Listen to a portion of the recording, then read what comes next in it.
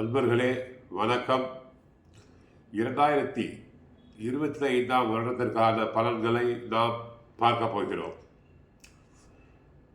மேஷ ராசி அன்பர்களுக்கு வணக்கம். 2025ஆம் வருடம், அதாவது உங்களுடைய 9வது ராசியில் புது வருடம் பிறக்கிறது. உங்களது 9வது ராசி தனுசு ராசியில் வருடம் பிறக்கிறது. மார்ச் 28ஆம் தேதி வரை சனி பகவான் லாபஸ்தானத்தில் சாதகமாக இருக்கிறார். அதன் பிறகு 7.5 சனி ஆரம்பிக்கிறது. 7.5 சனியில் விரய சனி.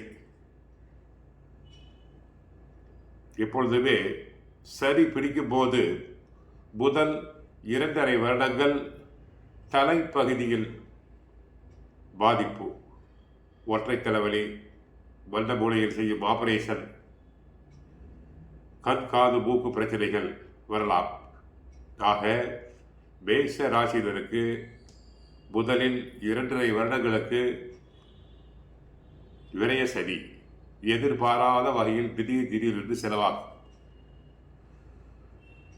அடுத்து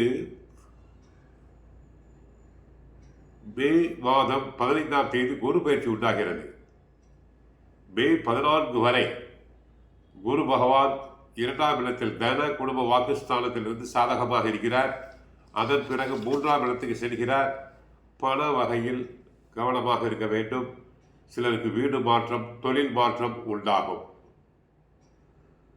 மே 18ஆம் தேதி ராகு பகவான் தற்சமயம் விரயத்தில் இருக்கிறார்.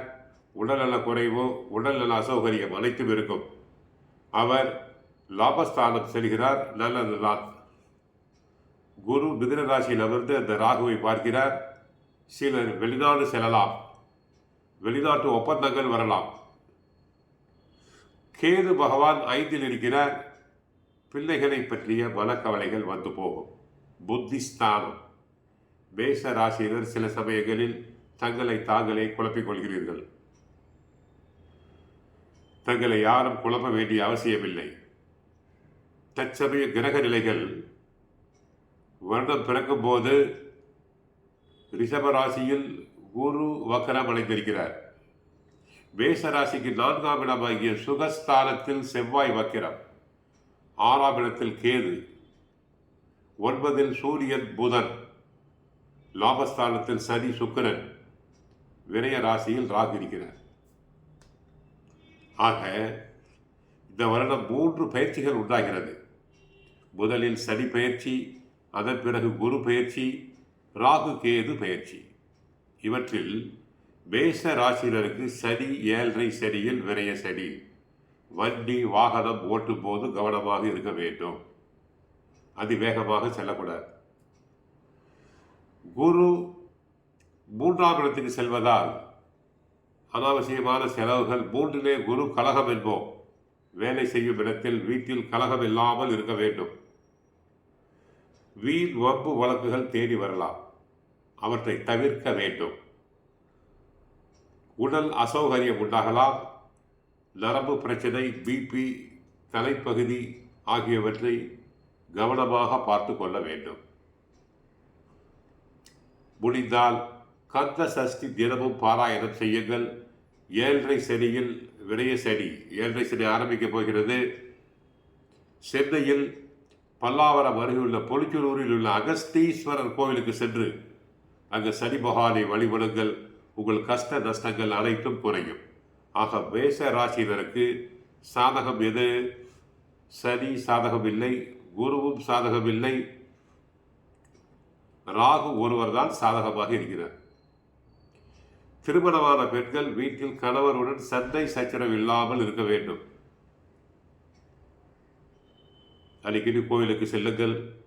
இறை வழிபாட்டில் நாட்டம் செல்லுங்கள். ஆனால் குருவின் பார்வை பலனால ஒரு சில நன்மைகளும் அதிகரிக்கும். அதையும் நாம் மறுக்க இயலாது.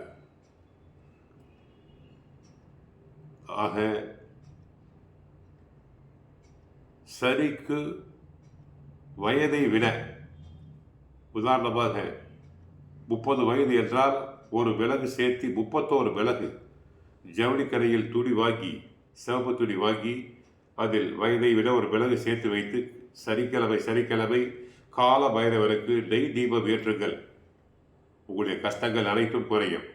ஆக மேஷ ராசினருக்கு நாம் 50 மார்க் கொடுக்கலாம். ஏனென்றால் சனி சரியில்லை, குரு சரியில்லை. கவனம், உடல் நலனில் கவனம் தேவை. வீட்டில் சண்டை சச்சரவு கூடாது. வாழ்க வளமுடன், மங்களம் உண்டாகட்டும்.